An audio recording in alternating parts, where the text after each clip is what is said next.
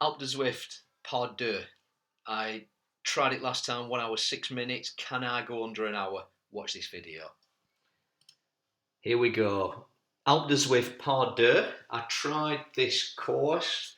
It's 3,500 feet of 10.5 miles. There is a lead in of 3 miles. I tried this probably about 2 months ago. I surprised myself. I couldn't quite beat the under an hour record, but I did it in 1 hour 6 minutes, which I was very pleased with at the time. So I've actually joined a race here, WKG Crampeur. A bit of a lead in here. I'm in the C category. It's literally a warm up this first 3 miles, so hence we're just rolling along at 205 watts and 180 watts. Nobody's rushing here. I think there's 2 individuals from the CLS team here, the green and black jerseys, that put in the chat at the start that they were going for under the hour. So if I can keep with them, I'm hoping they're true to the word and they can take me over the line. There's 7 riders in this category you've seen. Let's speed it up and get to the actual start of the climb. Top right graphic, you can see as soon as that gradient starts to go upwards, that's the start of the Alpe de Zwift. Here we go. Let's start. So ignore the positions on the right hand side, it doesn't matter where I am. This is going to be an hour and something. Time wise, there's 22 gates to get to, barriers or time points, whatever you call them. A lot of the climb from memory is between 8 and 12%. And there's advice on YouTube that will say you need to do it under an hour. You need to be doing 3.2 watts a kilo. Now, for me today, that is perhaps 243 watts on average. So you can see top left, I'm just keeping it above 240 watts.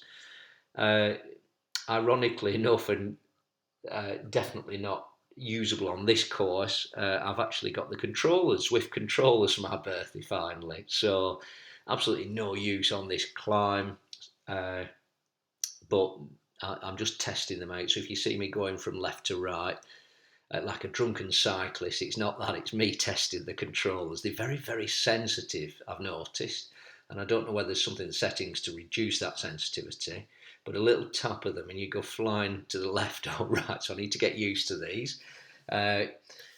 So let's have a look. 7.5 miles to go. Well, that's pretty irrelevant. Have a look on the graphic. The thing here is working towards each gate and taking one at a time. I'm obviously going to be on the bike for approximately an hour. The aim is to keep above 240 average. You can see the graphic on the top left and it says 180 watts average. You've got to consider I've done 3.1 miles at 150 watts. So don't take that as total average. It does break the sector times down on the new HUD on the left, so I can see if I'm averaging over 243. I wanted to try and get as close as possible to probably down to gate 5. Hopefully I'm on for the hour and then take it from there with a bit of a reserves for a sprint on the last kilometre. You can see the riders with me here. Let's have a look. There's 3 riders here, so I'm just sticking it out. I'm okay here. In fact, I just dropped back a bit there, so I just put a little bit of a stand up, a few watts in to try and catch them, because I didn't want to get dropped. And riding solo on alpedhuez is Alpe de Zwift is, it's always easier if you've got a target rider who's going to take you over the line. Let's have a look. Gear 9 on the left.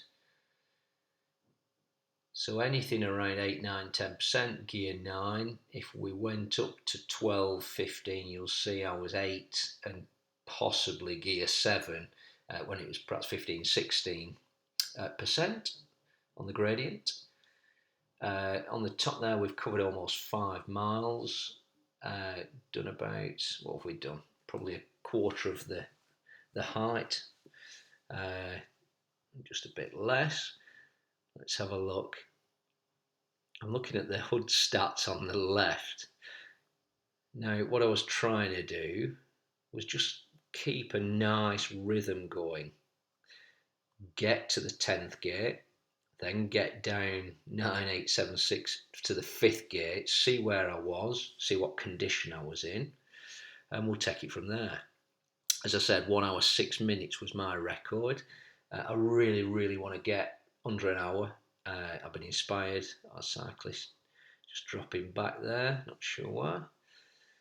I really wanted to get under the hour. 243 watts. My FTP is 255. Now, if you think about it, you've got to almost do FTP, but a real FTP, an FTP threshold watts for an hour, not a calculation based on 20 minutes or 40 minutes. This is for an hour. So to break your personal best, you've got to have one of your best rides ever. Because if your FTP is absolute on the limit for an hour, and there's not many people actually do their FTP for an hour, because the calculation based on a percentage over 20 or 40 minutes. So the likelihood you're going to go up and beat a record, the probability is quite low. It would come up to the 7th gate. My average, you can see on the left there, between the gates it has gone down, and it's nowhere near 243. I literally had no more energy, and if I started standing up at this point, I would have just blown up and had nothing. I'd be down in the 150 watts below. So I was struggling. It was very warm. 2,200 feet just completed, just under 3 miles to the finish. Now, I was getting a bit more motivated here. That middle part, when you're on your own riding solo, is an absolute nightmare. You got to be really disciplined, and it's all relative. So you might be looking at my numbers thinking, I should be putting it in. But believe me, I had 3 bottles of water throughout this ride. Let's just put it that way. Whatever they were, perhaps 500 ml. So struggling, to be honest, at this point. It's very warm. It's hot. I've got a little fan. There's no one to target here. Now there is on the top right, on that graphic, you can see a little blue dot and a red dot, and those are individuals in, I think the blue dot is somebody else in Cat C. I think that is Suzuki. Yeah, it is. So he's a Cat C. So he's first place effectively in my category.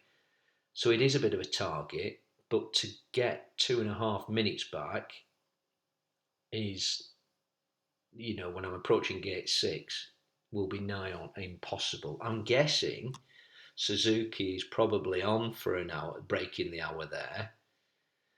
You can see he's doing 3.8 watts a kilo, 3.6.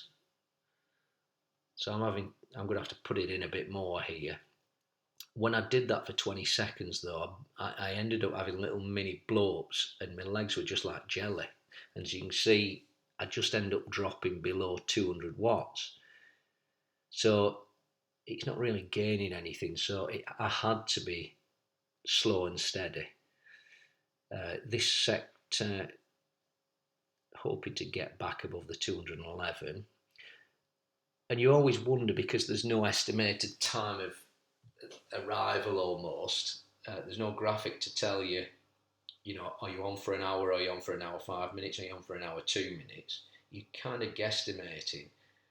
But what I didn't want to do is just give up because I'd lost the hour. In all likelihood, I was losing the battle against breaking an hour. I mean, I'm nowhere near 243 watts. However, I wanted a personal record. I wanted to beat 1 hour 6 minutes, and that would have been an achievement going solo on this route. 2,340 feet, just elapsed nearly 50 minutes, 2.6 miles to go. It's a bit of an easier gradient here. It's strange when you're doing a climb race. I almost prefer it to be steeper all the time, get into one gear and have a consistency. And yet, when it comes down to 3, 4, 5% here, you're still in gear 7 or 8. You're spinning and you just can't get the wattage, so you actually lose. You fall behind a bit. I'd just prefer for it to be 12%, 10% all the way up. Bit of a wish list thing, that. Let's fast forward here. 9% coming through the gate 6. 2 more switchbacks here through gate 5. Again, I was going a bit on and off here, and that's not the way to do this. You've got to be, I guess, steady away, keep that average bang on. I don't know what an aero boost power up was going to help me with. 1.2 miles to go. So I still had no indication. You see the total time there, 1 hour 2 minutes 40, but I still had no indication of my potential finish time. So all you can do is just get your head down and see where you are. I guess going towards gate 1. Now, I didn't record how much time had elapsed for the first 3.1 miles on the lead-in. I perhaps should do that next time, and then I can better estimate my finishing time. Coming through gate 3 here. It's quite steep. That looks a lot steeper than 9%. However, so nearly 3,000 feet. Yeah, it does climb a bit there. 95 RPM. So you can see I'm putting it in. 824 calories burned, 3 watts a kilo here. Total average 215 watts, but as I said before, that's irrelevant because of the lead-in and the slow pace on the lead-in. Below a mile here, which is very encouraging. You can feel the finish. You can see that the sculpture, on the top, and you know you're just a couple of bends and then there's a bit of a sprint. So that again gives you encouragement. You can see I was pushing it to 230. I'm below 200 here. Again, I was pushing it too hard and then I just can't maintain that. I'd lost the power in my legs. Nutrition wise, I'd had a big carb breakfast. I had a banana and 3 bottles of water, as I've mentioned, so that wasn't an issue. Perhaps I needed one of those gels to give me a bit of sugar to get on this last bit. Here we go, 0.2 of a mile to go. I'm getting off the saddle there. Don't know, I was absolutely knackered. You see the sculpture, you're going to come around the corner now and then it's 0.1 of a mile to go. 921 calories. Now, I do know my final finishing time before was 1 hour 16 minutes. So that was giving me a lot of hope because I knew I was going to beat that at this point. By how much? I don't know. Believe me, I'm putting in an effort there and I'm absolutely knackered. 8th gear. You might think, oh, he's only putting on 248 watts. But Alpe de Zwift is a killer. There's a reason why there's only 7 competitors on Saturday morning, UK time. Can't remember what it was. It was about 9 o'clock. You know, all the little short races, you get 50 riders, but there's 7 in Cat C on this because it's tough. It's a fantastic fitness test, I've got to say. Here we go, approaching less than 300 feet coming up. There we go. Nope, so I didn't realise the gradient was actually 0% over the finish. Yeah, you wouldn't think it. You wouldn't feel it. 938 calories done and over the line. So the question is, what was my time? Well, 1 hour 12 minutes. So I know I'd beat the record. So I had to go to the companion app, came second in my category. And there you go, new personal record, 104. Delighted with it. Part 3 coming up soon. Take care. Thanks for watching. Bye bye.